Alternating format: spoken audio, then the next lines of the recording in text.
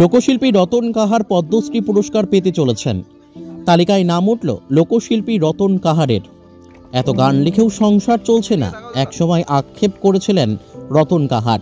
এবার সেই লোকশিল্পী গায়ক পেতে চলেছেন পদ্মশ্রী পুরস্কার। সন্ধ্যায় দিল্লি থেকে তাকে ফোনে পাওয়া যায়নি। জেলা শাসকের দপ্তরে যোগাযোগ করা হয়।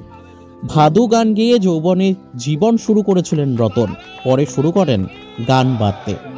জেলায় জেলায় ঘুরে গান শুনিয়েছেন, প্রসার ভারতীতেও গেয়েছেন অনেক পা, কিন্তু নিয়মিত সুযোগ পাননি সেখানেও।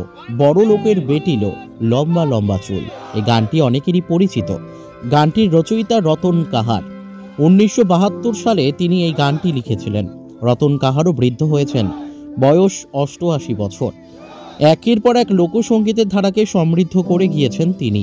ছোট বড় মিলিয়ে অনেক পুরস্কার পেয়েছেন।